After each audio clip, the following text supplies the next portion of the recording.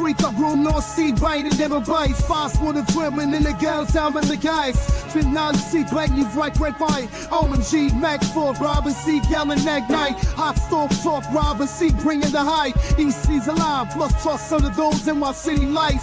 White. Queens got the dreams united. On the rag, Trump out, bring me stack.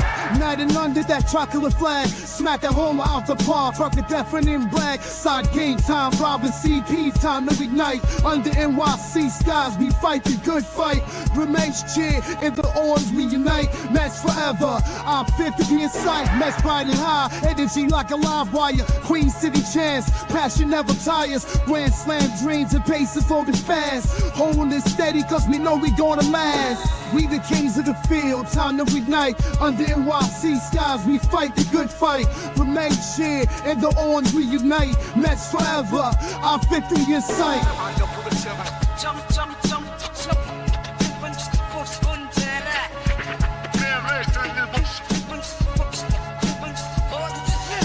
All hearts ignite like NYC stars. Robin CP, guiding even through scars. Queens got the glow, city anthem flows. What's up, Mets fans? Welcome back to another Mets Hot Stove, episode 21 of the offseason. How is everybody doing today on this Monday, December 30th?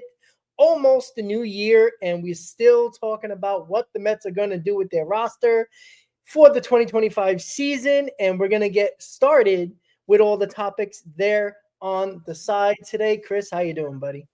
I'm doing well. It's a beautiful Monday to talk Mets baseball. We're still waiting for that next major move to happen for our New York Mets.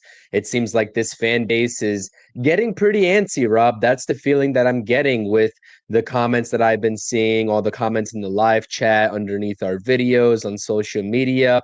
Everybody's antsy. The Mets have a lot of expectations again this year. Last year, we know they started off with no expectations, and naturally they got to the League Championship Series. And now that there's actual expectations, fans really want a strong offseason to be confident enough to go into the 2025 season, knowing that this team can compete with the likes of the Dodgers and the rest of the NL, the top dogs in the NL. So I'm excited to be talking Mets baseball. We got a lot of big names to talk about today, and perhaps the Mets being in on them. As always, the shameless plugging. Subscribe to both channels. Make sure to hit the thumbs up on both live chat streams as well, on Rob's channel and on my channel. And let's get into it. Should be a good discussion. Yeah, and as you said, the New York Mets are contenders. They are not going to be a surprise team anymore. There is a bullseye on this New York Mets team, regardless of the outcome of this offseason. You get Juan Soto, you spent the biggest contract in baseball history, you're going to have a target on your back, and nobody likes you, right? You're going to be a hated team throughout baseball now, even though everybody already hates Steve Cohen, but now you're going to hate the players, the organization, the fans, right? Everything is going to be a target for this New York Mets team, and they got to step up, and it still takes a little bit more of a craft from David Stearns to put this roster together and have the target on our back, but at the same time actually win while there's expectations. So we'll see how that goes. But first, we got to talk about the rumors that have been, I guess, piling up a little bit ever since the offer from the Mets for Teoscar Hernandez, and it lit up a lot of light bulbs into everybody's minds when you're like, wow, they were going after Teoscar Hernandez. Why is that? Some people are like, oh, DH, outfield. But then, if you really look at it, the Mets kind of have an outfield ready to go. But what did they like about Teoscar Hernandez? The versatility, right? He can DH. He can play, basically all the outfield positions, mostly the corners, but could play all three outfield positions if needed. And he provides a very good bat in the lineup. So you do wonder, you're like, wow, okay, so they were looking for versatility. And then everybody's mind, from fans to reporters, shifted right to Anthony Santander. And it makes a lot of sense, right? You did a video yesterday. I did a video today in regards to Anthony Santander. Why is he so popular, or why is the shift to Anthony Santander there more prominent than you probably would have thought about a week ago? Well, it's the versatility factor, right? He can play first base. He can play the corners in the outfield. He can DH. He's a switch hitter. It's basically molded into the David Stearns player. Every guy on this team so far has versatility, right? We know Juan Soto wasn't David Stearns, pet project. It was Steve Cohen's, but everybody else that David Stearns has brought in has been versatile. You see how the pitching staff is getting developed as they can transition to a bullpen or rotation. A lot of projects. Same thing with like Nimmo can play left and center, right? You got Juan Soto. I know he's only a right fielder, but that's not David Stearns' thing right there. You got Siri, traded for Tyrone Taylor, all versatile guys that can play all three outfield positions. Third base, Vientos can play first base, right? That's something that is talked about as well. McNeil can play the outfield, can play second base, and we go on and on and on. So versatility is a big deal for David Stearns, and Anthony Santander fits that mold, Chris.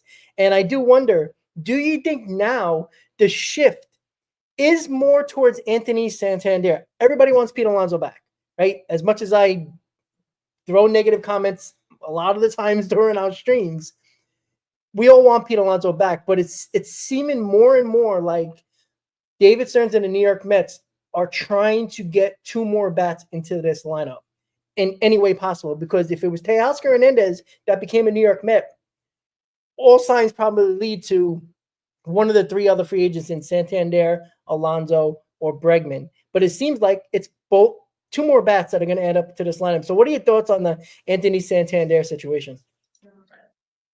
Listen, I think that the recent report from Will Salmon directly of The Athletic has everything to do with this as well. Because, per that report from Will Salmon, I said it in my video, I think you said it in your video, stating the fact that although Santander is still probably going to prioritize a longer-term deal, as he should, he's coming off of a career year. The OPS for Santander has been going up over the last 3 years. In relation to Pete Alonso's, it's going down. Again, we can have the compare and contrast and the combinations that we both like, right? But it's generally thought that Santander is going to prioritize a longer term deal, and as he should. We're talking about a guy that is entering his age 30 season. He's right smack in the middle of his prime. So why wouldn't he be in line for a 4 or 5 year deal if it's on the table? But the second half of that report states that there have been some short term discussions for short-term deals being had between teams that are not specified. We don't know if it's the Mets, and we don't know who it is around the league, and Anthony Santander's camp. And if history would repeat itself with the Mets having a 2-year offer out there for Teoscar Hernandez. And by the way, Teoscar Hernandez, the first go around to the Dodgers, he was in line for a multi-year deal as well last offseason, and he decided to take the 1-year deal. Could Anthony Santander do the same thing? Now, for me, I think that if Santander is steadfast and he is not going to budge off of a 4 or 5 year deal, I don't think the Mets are going to be in, quite simply. I don't think that they're going to be in. I think that outside of an Alonso and Bregman, the rest of the bats on the market, whether you're talking about a guy like Jesse Winker, Jerickson Profar, anybody else that's not named Alonso or Bregman, all bets are off for a long-term deal. And we're even having those discussions with Pete Alonso right now. The Mets don't want to offer him a long-term deal. So it's really only Bregman that they're probably willing to open the bank up a little bit in terms of the money and the years. Santander is fantastic because, like you said, he is very versatile. If something happens where the Mets don't reach an agreement with Pete Alonso, Santander has some first base experience. It's not vast, right? I think it's 12 games in 23 and then 1 game in 2024, but he at least has that experience to be that emergency option depending on what happens with the third base rotation, whether it's Bregman and Vientos moving over or whoever else enters that picture via trade or what have you. But yeah, Rob, I think that there is some merit to these rumors and these speculations. Again, the Mets haven't directly, as per Will Salmon's report, they're not directly tied into him in terms of there's concrete interest. We can only deduce that if they had a 2-year deal out for Teoscar Hernandez and they catch wind of Santander discussing short-term deals, it would be a no-brainer for them to go ahead and approach Santander and his agent and be like, hey, listen, we've got a spot open for you. And at that point, you not only solve maybe first base and corner outfield, but you also solve the DH because Santander, even though he's a better left-handed hitter than he is a right-handed hitter, he is a switch hitter, which would be awesome because at that point, you would have no need at that point for Starling Marte, and you can move off of him. And then you could also give Ronnie Mauricio a little bit more time to adjust and come back stronger from that ACL injury, whether it's the tail end of 2025 or whether that's just straight up in 2026, depending on what happens for the rest of this offseason. So again, this market is a little bit slower to sort of formulate on the Mets front than an Alex Bregman and Pete Alonso naturally, because we've been talking about Bregman and Alonso for so long now. But Anthony Santander, if he is willing to sign a one-year deal, just like Teoscar last season, or last offseason, or if he's able and willing to sign a 2-year deal, maybe with an opt-out after the first year for a little bit of added protection, because going back onto the free agent market at age 32 really isn't the end of the world. And I think that these players understand that, especially with what Teoscar Hernandez got, being 33 years old right now with the Los Angeles Dodgers, getting a 3-year extension. So again, it's not the end of the world for them to go back onto the free agent market in their age 31 and 32, seasons. But would he be willing, if there is a 5-year deal on the table, let's just say, for example, for Santander, I would find it very hard to believe that he passes that up in favor of a shorter term deal. Just my 2 cents.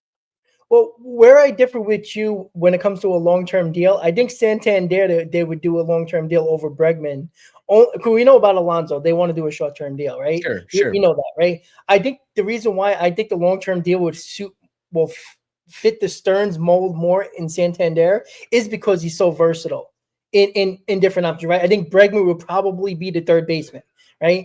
I think it'd be obvious. And, that's where I think the Mets would probably, obviously shift Vientos to first base, and then we'll have a conversation about Pete Alonso at a later date.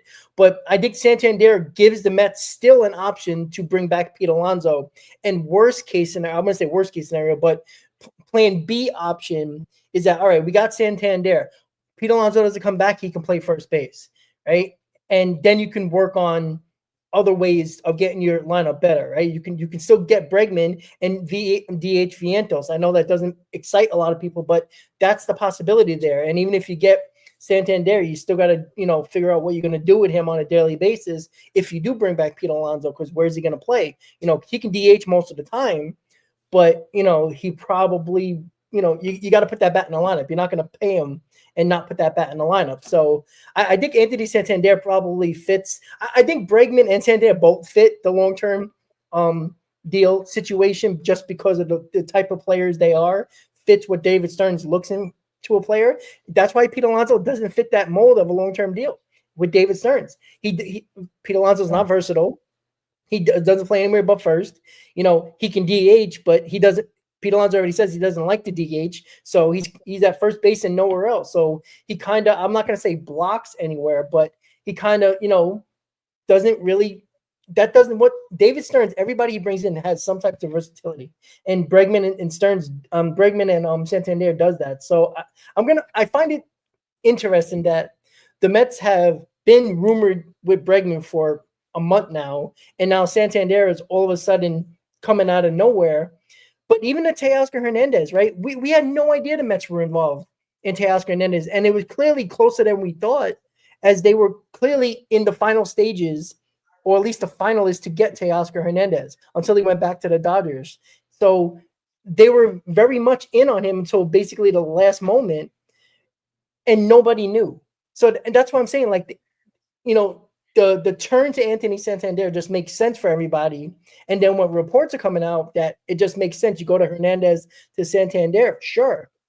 It's just, you're starting to paint the picture here with David Stearns and what the Mets are trying to do here. They're trying to get 2 bats. That's a fact. And I don't think they care what combination it is, to be quite honest with you. I think whatever 2 they can get, they'll get. Like, I don't think they're going to cry over if it's Santander and Bregman. It's Santander and Bregman. I don't think they care. If it's an Alonso, I think it's more Alonso Bregman than Alonso Santander, to be quite honest with you. But I don't think they care what combination it is, to be quite honest with you, because that's the way it's been going about it. Because if they would have got Teoscar Hernandez, was he just going to be a DH for the majority of the time? Like, it is a thought process. Like, we have an outfield, so what are they doing? And I just think it's more about the bats at this point and the versatility they could have on the field.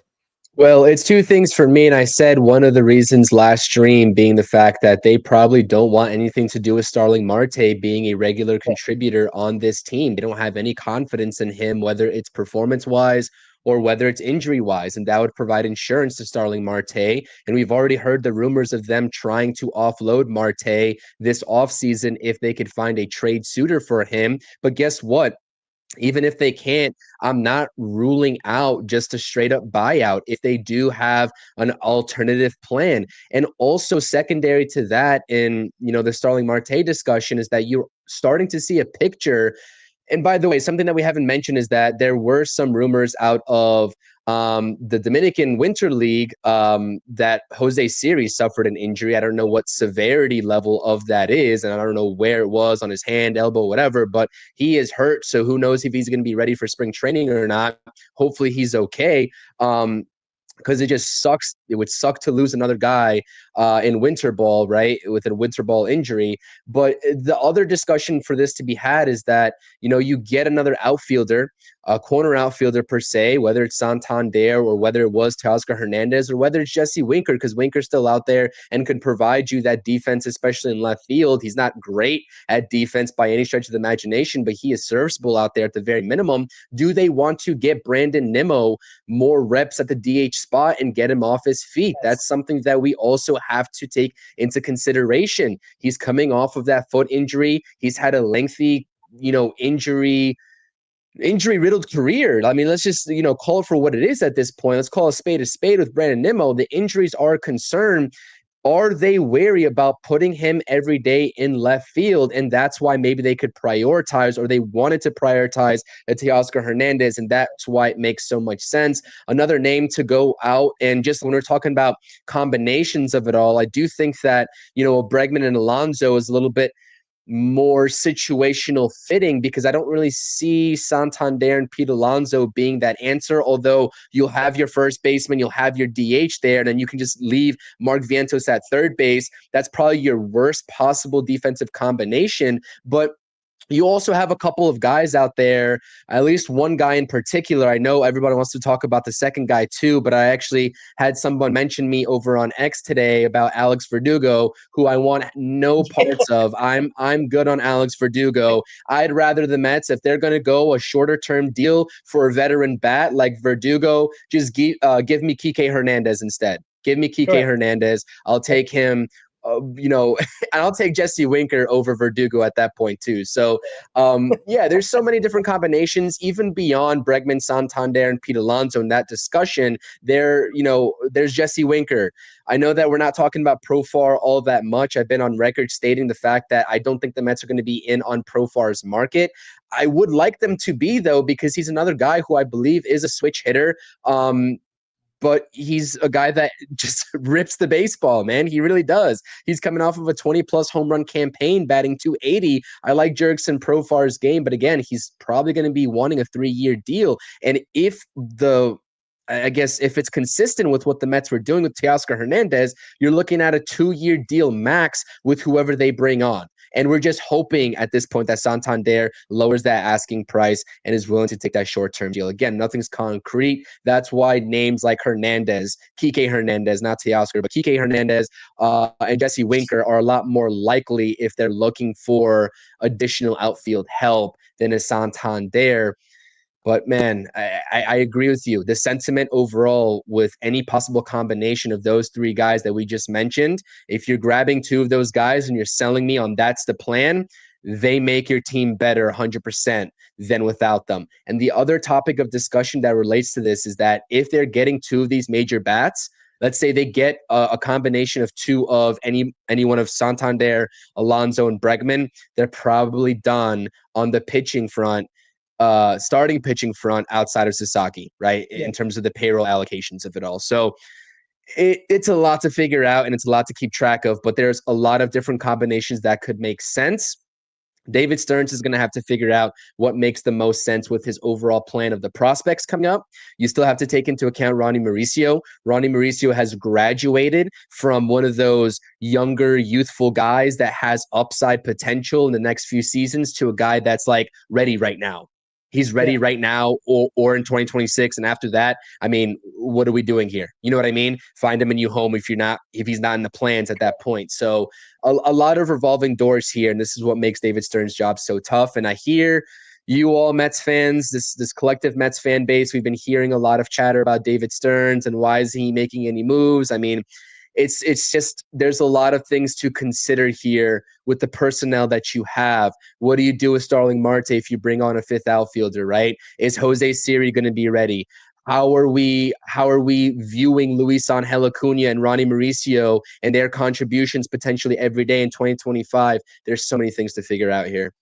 Yeah, and you brought a great point earlier about Nimmo. We don't know if he's going to be healthy, right? He's still not running right now, and it's almost January. We're a month and a half away. We're 5 weeks away until 6 weeks away until pitchers and catchers, and he could be running by then. He could be doing baseball activity, but if he's not running, he's clearly not doing enough baseball activity, especially in the outfield.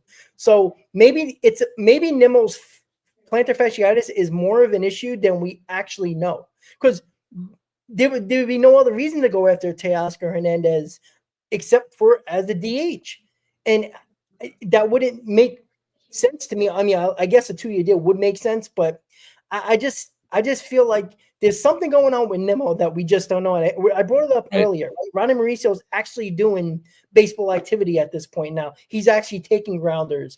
There was a video the other day where he was in Port St. Lucie taking grounders. He's running. He's doing everything. So he's at that point where he's doing baseball activity where 6 weeks from now, he'll be ready to go for spring training. There's no guarantee that Nimmo will be ready for spring training. And how can you count on Brandon Nimmo being in left field on an everyday basis where you might think Teoscar Hernandez could have been the left fielder and Nimmo would be the DH just to protect his feet?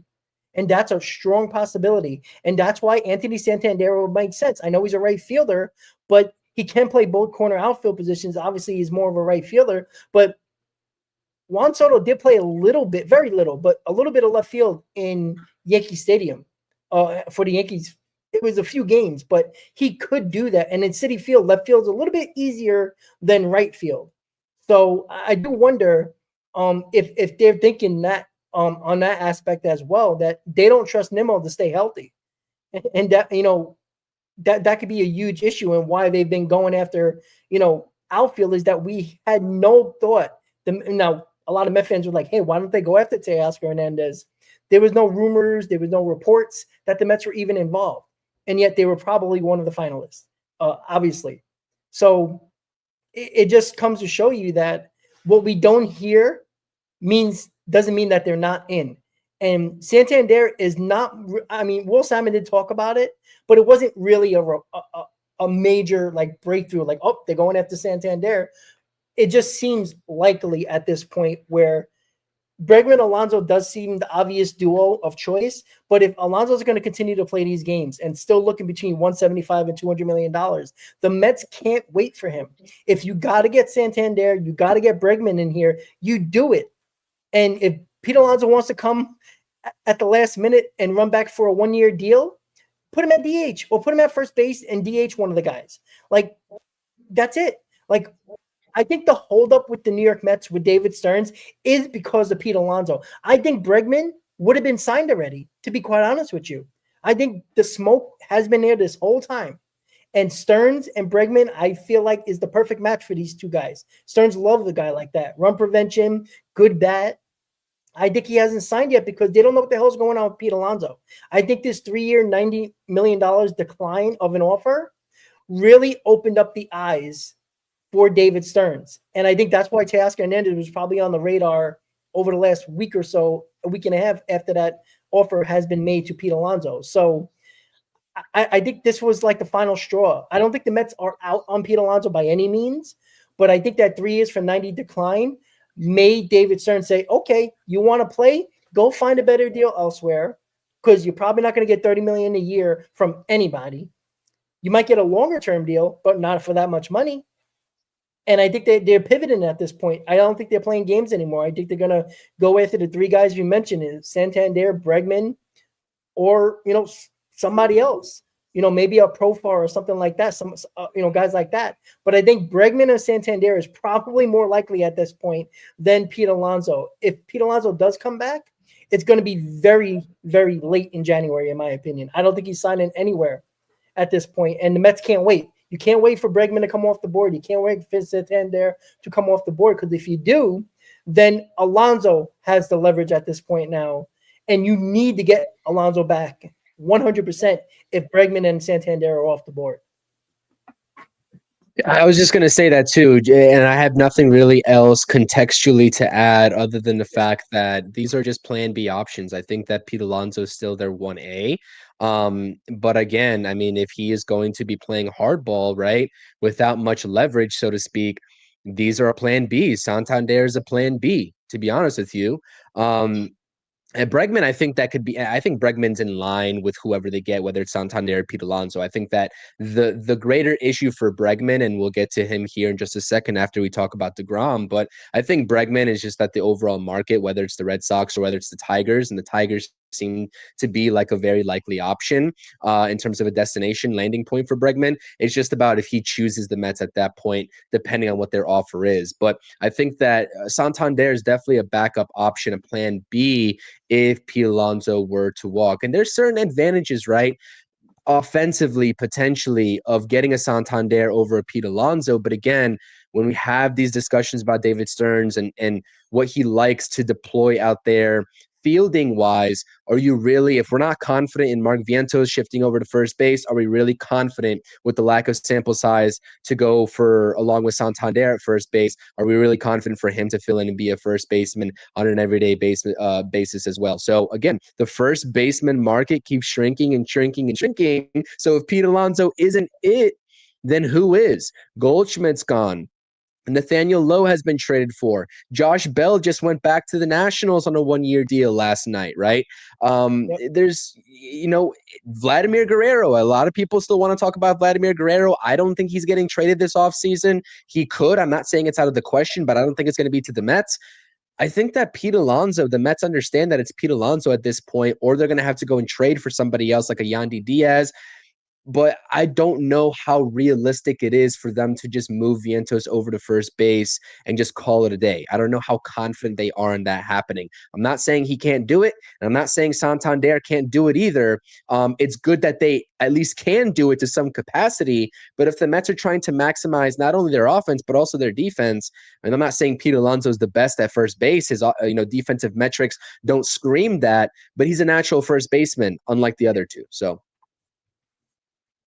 yeah, so it's going to be interesting because again, it's quite obvious now the Mets are in on two bats. It's just a matter of which ones, and if they got to pivot, they will for whoever they need to pivot to.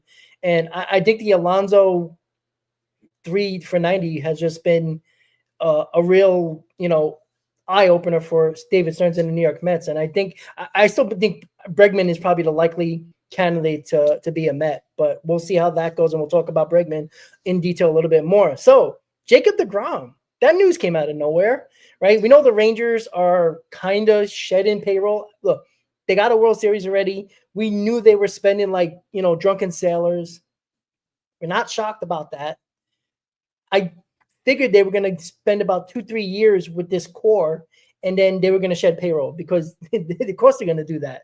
They got the new ballpark. They already got a championship. So let's shed a little bit of payroll. They're probably still going to be good. The AL West is not as good as, other divisions. So, they can still compete. It's not happening, guys. All right. I'm sorry to burst anybody's bubble, right? You can say whatever you want to say about getting Jacob deGrom. You love Jacob deGrom. Oh, he will be back. He hasn't pitched much in 4 years over the last 4 seasons. But after everything, his contract has a no trade clause. And you really think that Jacob deGrom is going to approve a trade back to the New York Mets, where he probably didn't like it as it is, shift his family from the place where he bought a house, by the way, in Texas, and come back to New York and move his family, he's not doing that.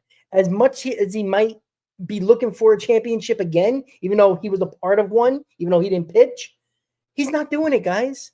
It's not happening. He's gonna remain a Texas Ranger unless he really wants to come back to the Mets, which I hardly doubt.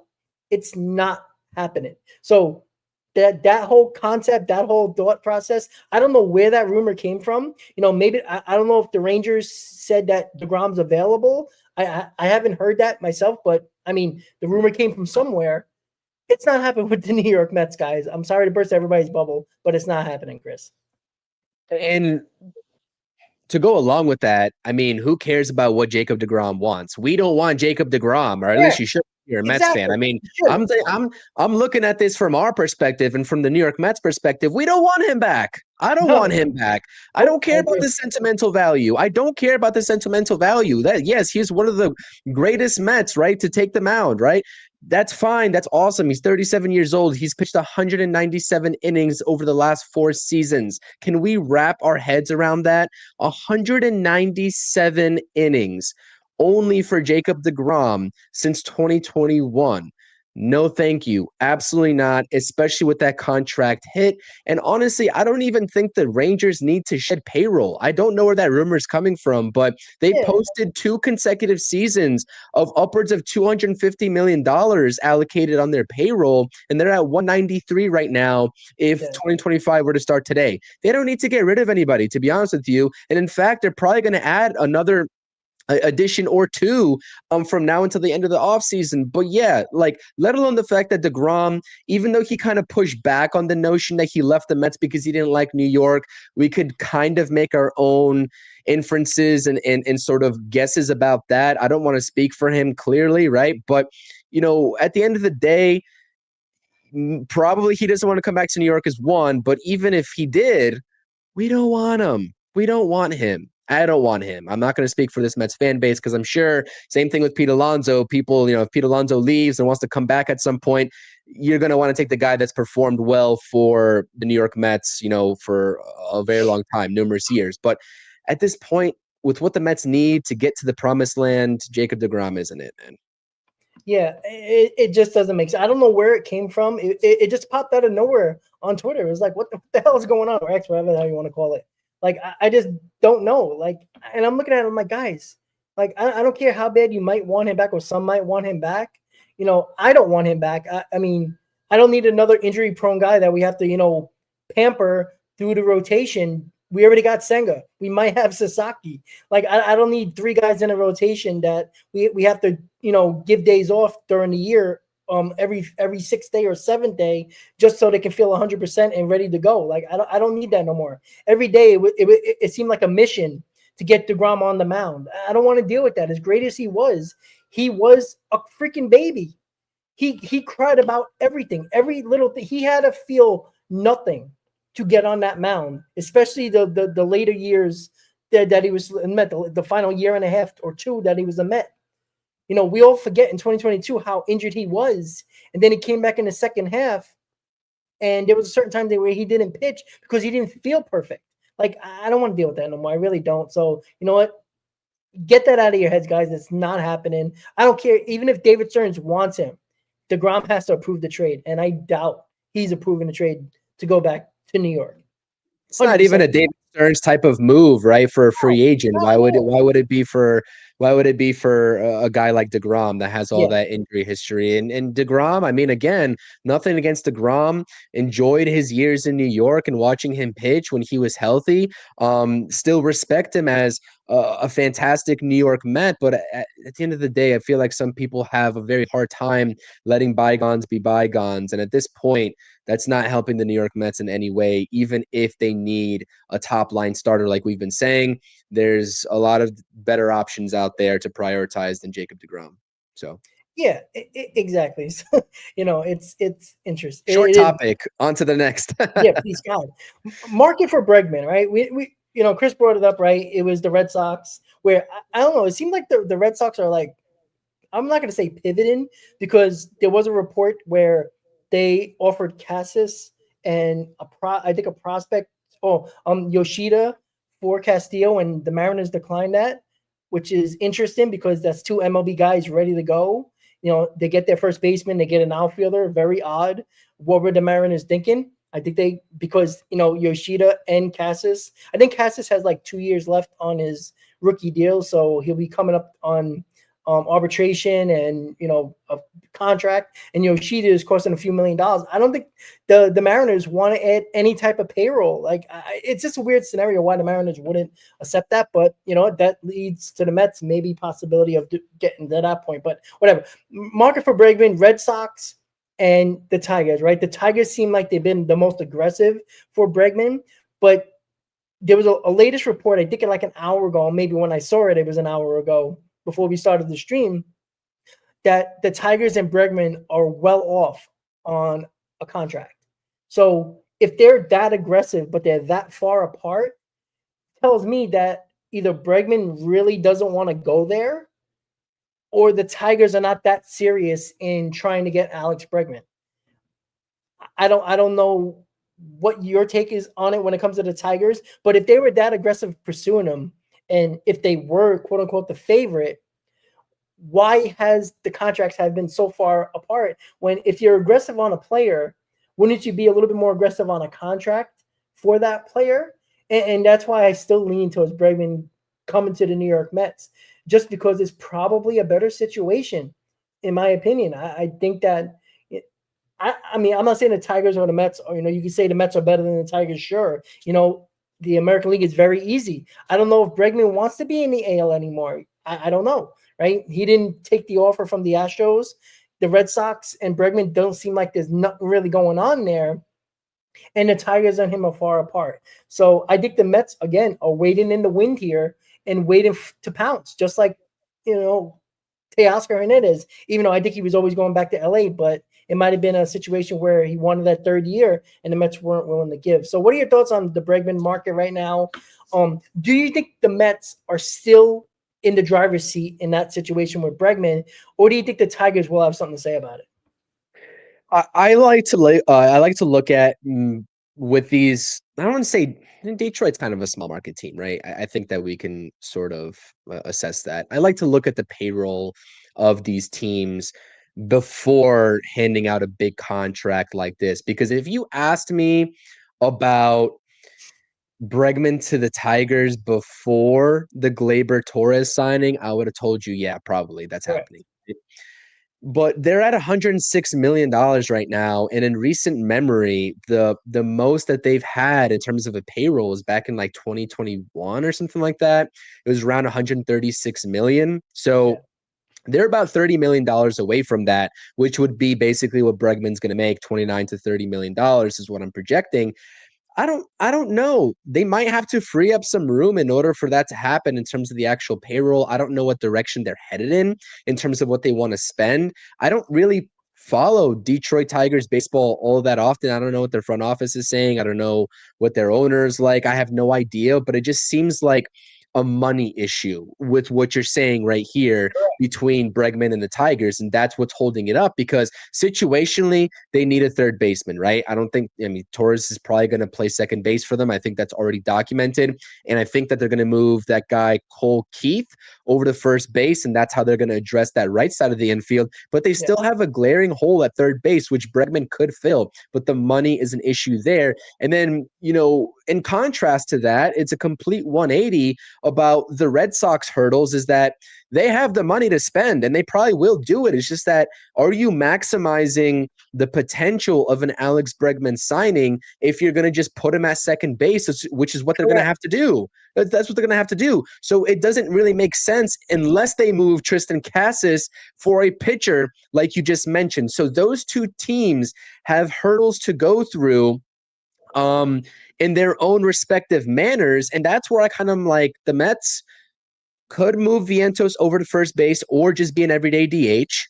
This whole talk about stunting the growth of Mark Vientos is ludicrous to me, to be honest with you. I don't buy into that at all. I agree he's young. I agree he played a serviceable third base. But when you have the ability to get an Alex Bregman and just move Vientos over, not to DH. I would definitely DH Mark Vientos in that scenario if they're still in on Pete Alonso. But at the worst case first base, if they're actually serious about doing that, this makes the most sense to me monetarily and position wise, right? Over the Tigers and the Red Sox. It just all depends on what they want to do with Vientos at the end of the day. For me, I know a lot of people are going to disagree. You got a 25-year-old guy, first major league season, full season almost for Vientos. He killed it. He played a serviceable third base. Everybody was worried about his defense. Did he have the best analytical stats at third base? No, he didn't. The DRS and OAA or whatever you want to look at for defensive metrics, they weren't the best for Mark Vientos. His range, given his stature and size, still isn't the best either. We've seen him get caught a little bit flat-footed. His arm is fantastic. You don't question his arm. But again, is he someone that I would cry over moving from third base over to DH when he's still going to rake for you at the plate, regardless of whether he's going to be playing in the field or not? I'm not quite sure I'm going to cry over that if I get a Gold Glove caliber, player of the caliber of Alex Bregman. You know what I mean? So I think the situations and what the Tigers and the Red Sox would have to go through in order to get him on into those organizations is a little bit of not a reach, because it's certainly doable for both of them, but they have that hurdle, whereas the Mets don't really have any hurdles if they don't want to make any hurdles for themselves in terms of excuses to bring on a guy like Alex Bregman. Yeah, exactly. I already think Stearns has already proven that he does not care. If it makes the team better, you'll figure it out. Right. I mean, why do the Dodgers? They just keep signing everybody and they just plug and play. Right. If you got to move, right. They moved Mookie Betts, one of the best players in baseball, to right field when they wanted to get Trey Turner. Right. They didn't care. Right. Mookie Betts played everywhere. Right. Second, third. I think he's going back to second base. I think I heard. So they moving Mookie Betts, who's one of the best players in baseball, everywhere. So if the Dodgers can do it, the Mets can do it. And Vientos is here and going to remain here because of his bat, not because of his glove. Right. If you can get Bregman at third base as a vacuum at third base, who was better defensively than Vientos, and provide that bat in the lineup and still have Vientos in the lineup, which again, Vientos can still play the field. He can play third base to give Bregman a day off. Or if we get Alonso a day off, there's a lot of options there. So these guys are going to play. But if you're looking at the whole overall picture, it is to get more offense in this lineup. Because if you're going with the rotation that they might be going with, even if they do get Sasaki somehow, some way, you got to score runs. And at this point, you just get guys and you'll figure it out. You shouldn't feel sorry for Vientos. He's going to be in the major leagues. He's going to hit, right? He's here for his bat, not because of his glove, even though he's very serviceable, probably better than that. I think he had only 5 errors in 108 games. But you're right. He was getting caught flat-footed, right? He's not great on coming in on balls. When he gets to the ball, he got a cannon for an arm, so he gets those plays. But you can go with Bregman. It's just that simple. It really is just simple. So, in my opinion, you do it, and I think that's the reason why you've been seeing so much smoke when it comes to Bregman and the Mets, because it makes a lot of sense, right? You're still keeping Vientos' bat in the lineup, and you get one of the better third basemen defensively in baseball, along with 25 home runs, with a 250 average, 85 to 90 RBIs. So you add in even more potential offense to the lineup, still you can probably have one of the best defensive left side of the infield in baseball. Like, that's how good it can be. And again, believe Stearns when he says it, run prevention matters.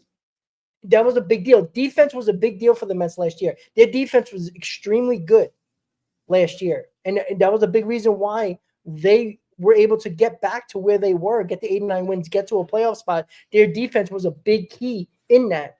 And David Stearns is going to continue that run prevention motto along with bolstering the lineup. And Bregman is a perfect match for the New York Mets, because out of all the teams, even the Tigers have a young prospect. I forgot his name. I know somebody said it in the chat. That is a third baseman. He's ready to go. If not this year, definitely next year. They're not going to sign Bregman to a 5-6 year deal. And where are you going to put him? Right? You just signed Gleyber Torres. Yeah, you can put Bregman over to second base if the Gleyber becomes a free agent again. But is Bregman really willing to do that long term? I don't know if he can stay in the position he is with the Mets and go to third base. He can't do that with the Red Sox. Devers is there. He'd be playing second base for the Red Right. Sox. So it just doesn't make sense anywhere else. I'm not saying that he wants to be a Met or, the Mets are the best place to go. I'm not going to say that. I don't know what's in his mind. But the obvious choice for positional for the number of years is the New York Mets, because the Mets can put Vientos at the DH spot. Or, again, if the Mets don't sign Alonso, he would be the first baseman. And again, we forget that Vientos played first base in the minors, right? When Beatty and Mauricio were in the minors, where do you think Vientos was playing? He was DHing and playing first base. The only reason why he played third base in the minors prior to him coming up was Beatty was in the majors, Mauricio was hurt, and they put him at third base. That was the only reason why. Like, it's not like they put him there because, we can't wait to see Vientos at third base. That's where he was because nobody else was playing third base at the moment in the minors. He was playing first base and DH the majority of the time prior to Beatty being the starter and Mauricio getting hurt. That's why he played third base. So let's not make it out to be like Vientos never played first base. This isn't Lucas Duda in left field. All right. This is a guy that played first base. He is built like a first baseman. He would be okay with that. If that's the case, he would be fine. I'm not saying he would scoop balls like Alonso, but he knows the position and he'll be fine there if Bregman is the choice and you make your team better.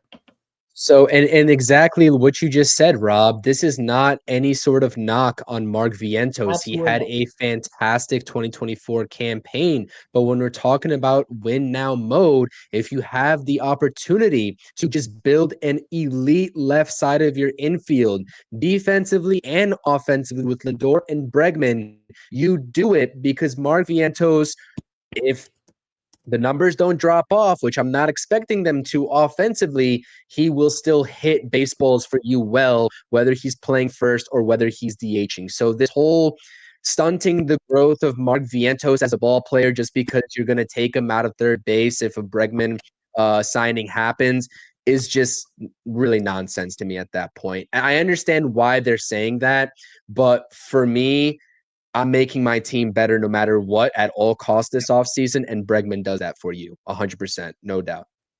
Yeah, and I see people in the chat saying, Santander's best year is Alonso's worst year.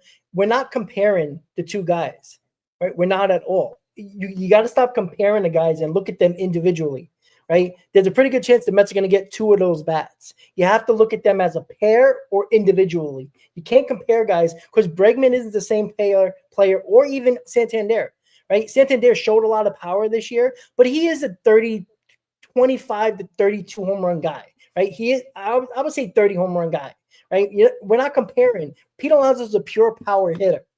These other two guys are much better situationally. That's the difference with these two guys. And they provide 25 to 30 home runs, right? That's the difference. They don't get all their RBIs on home runs like Alonso. These guys hit the ball the other way. They spray the ball. When Bregman's not pulling the ball for a home run, he's spraying the ball over the field. The same thing like Anthony Santander, who is also a switch hitter, by the way.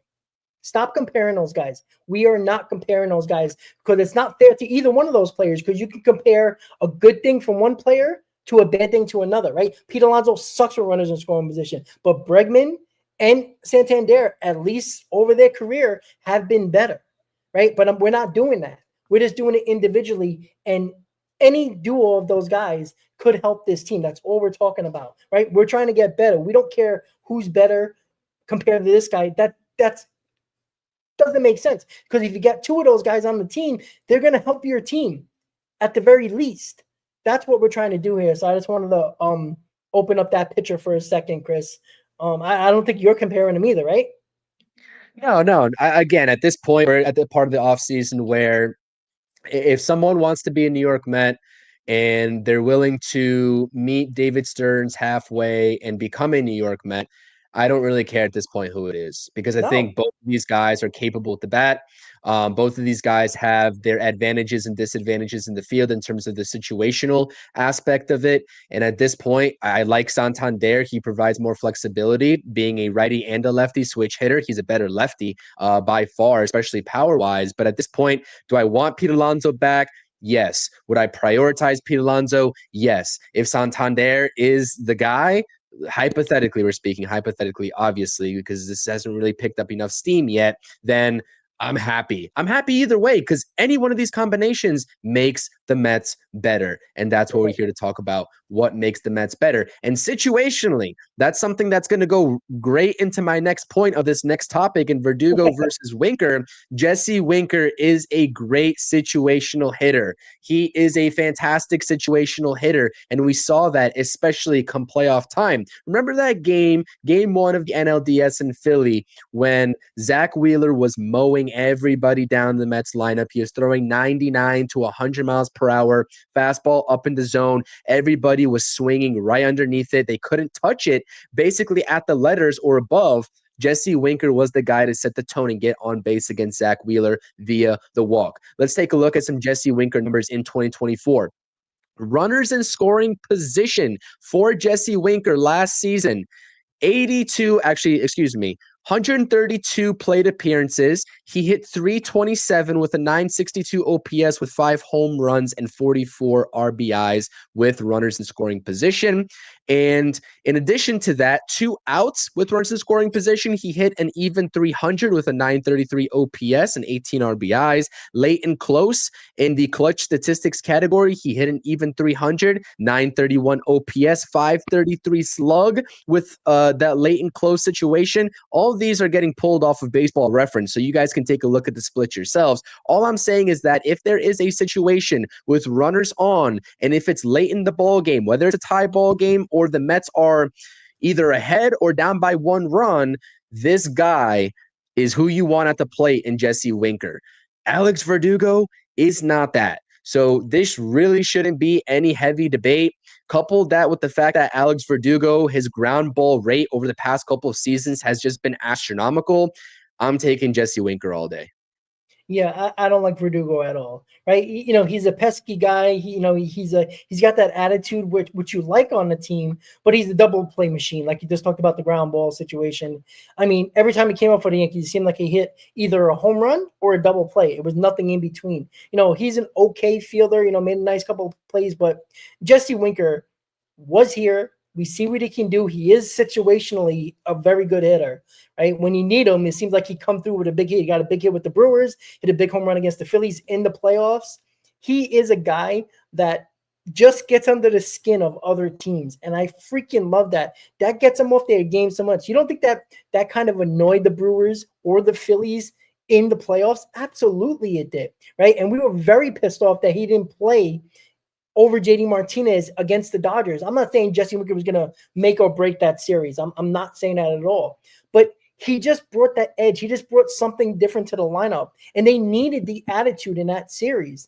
And it seemed like when JD Martinez was there, it seemed like it lowered the overall morale of the lineup. Winker brought that motivate. It felt like that aura to the lineup. And it was obvious, except for Carlos Mendoza in that series. So look, it's easy, very easy. If it's Verdugo or Winker, I want Winker, 100%. I just think it makes the most sense. It just does. Now, I don't know what Winker's looking for. I know he said he wants to be back here. But again, if somebody offers him a 2-year deal or a starting role, why wouldn't he take it? Maybe Right. he would take less and a 1-year deal to come back to the Mets where he really liked it here. Maybe he would. I don't know. Right, but it's yet to be determined. But if it's up to the Mets, I think they would bring back Winker. Again, if they get Anthony Santander, it might be a lot harder to bring back Jesse Winker, because if they can't get rid of Marte is going to be that other backup outfielder along with Tyron Terra and Siri. So, I don't think they're going to carry 4 bench outfielders, because they're going to need at least 2 infielders on the bench. So that's going to be interesting if they do that. I'm just going to say that Winker goes hand in hand with Marte. So if the plan is Right. Marte to still be on this team and DHing in any capacity, then Jesse Winker makes the most sense. You don't need either of these guys in Winker or Marte if you get a switch hitter in Anthony Santander. So again, it's different situations call for different players and different personnel. If it's not the Mets, I can see the Cincinnati Reds being in on Jesse Winker, bring the guy back. They need another outfielder for a platoon type role, and they also need veteran presence over there. He has the familiarity in Cincinnati. So I think the Mets, if they are running it back with Starling Marte in the last year of his contract, it makes sense to give Carlos Mendoza that lefty option as well as another outfielding option, even over Starling Marte if they don't want Starling Marte in the outfield at all. And also, like I just said, Jesse Winker, the overall numbers in 2024, they're not going to wow you. Jesse Winker's not a guy that's going to make or break a championship team, but he's a guy that is necessary for championship caliber teams to have, right? He simply is. I think of like the Dodgers. They had Kike Hernandez. He just seems to come up big, but he's not a guy that's going to make or break or like scare anybody on any given day in the regular season. I kind of like that comparison. And these are guys that you just need to have on your team, not only for the production, but also just that clubhouse effect as well. But we're not trying to sell you that, okay, the Mets bring back Jesse Winker, they're automatic championship like contenders, and they weren't before a Winker signing. These are guys that you need. But again, different situations call for different things. Santander, switch hitter. You don't need Marte or Winker. If you're running it back with Marte, you get Jesse Winker at that point. Exactly. So I think the overall consensus is Winker over Verdugo.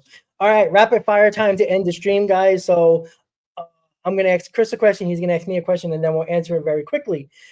All right, Chris. Anthony Santander, if the Mets get him, what's the contract? The Mets get Anthony Santander. The contract would be, oh man. That's so tough because I honestly do think that he is going to get a 4-year deal somewhere. Somewhere he's going to get a 4-year deal. I think he's going to take it. Someone might even be desperate enough, like the Blue Jays, to give him 5 years, to be honest with you. And that is a no-brainer for sure for him. I think if the Mets were to get him on a short-term deal, I would think it would look something like 2-year deal. Man, I don't know. What did Teoscar just get AAV wise? He got 3 for 20. He got 21. You want to say right? Per year? You want to say, let's say 2 for 50, opt out after one? What do you think? Okay, yeah, that's 2 not for bad. 50, opt out after one? I do it. That's what I think. All right. What's the question for you? Jeez. I guess the overall general question in relation back to the actual interest of adding 2 bats. I know you're going to triple down on this because I know you said this in multiple streams already. Are the Mets done adding starting pitchers? Do you think? My heart says no, my head says yes. So, but I'm gonna still say no. I think they're gonna add one more. I'm not saying it's gonna be Castillo. You know, I wouldn't be shocked if they can get a Flaherty on a 1-year deal because he's just hanging out there. You know, that's a situation where I think they would do it at that point. I still think they're gonna make a trade for a starting pitcher. Maybe it's not, you know, Castillo or Sonny Gray or something like that. Maybe it's like another, you know, decent number 2, number 3, somebody that's pretty solid that can give you innings. I still think they're going to bring one more person. You can't do a 6-man rotation, and you know Blackburn's not going to be back until like May or June. And like I don't think they want McGill in the rotation because that's what's going to happen. You know, we don't have 6 guys. I think there needs to be one more. So I'm going to say yes. One more starting pitch is going to be added to this rotation. And then my follow-up question, the same one that you had for me in Santander, what do you think an Alex Bregman contract looks like, whether it's with the Mets or somebody else? You know, I was doing the math earlier, just in case if it popped up out of nowhere. I was gonna do. Let me see, what was it? Because by the way, you know, for context, the reason why the talks with the Astros stalled was that he wanted more than $150 million, which is what they were offering to him. So if we're talking a 5-year deal worth $30 million AAV, you know, that puts him right around $150 million. And if he doesn't want that, then what are we talking here? 6 for 180? That might be a little bit too much. I was gonna say either 5 or 6 for 175. So that's around $29 million a year. That's what I was thinking of, because I had it in my history in my calculator while I was, because I'm setting up all my streams just in case we sign one of these guys, and I'm trying to do the math on what makes sense AAV wise. So I think 5 for 175. That's around $29.8 million a year, close to 30. I think that's exactly what he wants. I think the Tigers, it's going to be too rich for their blood. And I don't think the Red Sox are going to – I think they could do it money-wise, but I don't see them – Bregman, he might take the money, but if the Mets have a similar offer, I think he would go with the Mets because of the third base situation. So 5 years, 75 million, 175, 29 million, $29.8 million a year. So that's where I go with Bregman. Very well. All right. That sounds good to me. All right, guys. So another Mets Hot Stove in the books, episode 21. I know Chris got to go, but the good news is that there's still guys out there for the Mets to have. Probably, most likely, the Mets will sign somebody at 2 o'clock in the morning while I'm at work, and most of us are sleeping. So with that said, everybody have a great night. Have a good New Year's. We probably won't go live until probably after New Year's, most likely, unless something breaks. Other than that, everybody have a good New Year's, a safe New Year's. Chris, final words, and let's go Mets, guys. Let's go Mets. Subscribe to both channels. Let's not forget that the New York Knicks are on a 7-game win streak. I'm actually going to go watch the game tonight.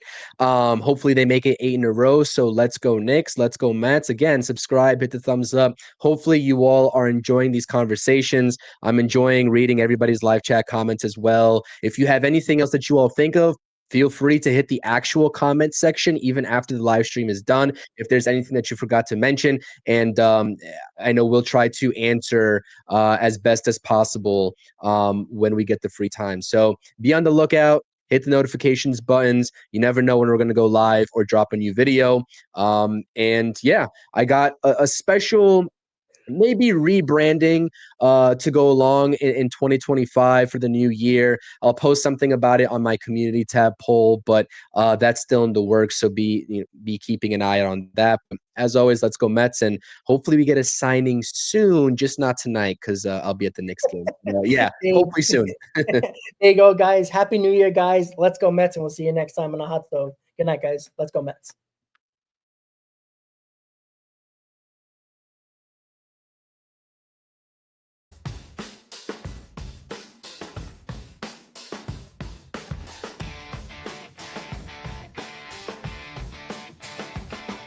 City lights in the dead of night, full of echo, concrete.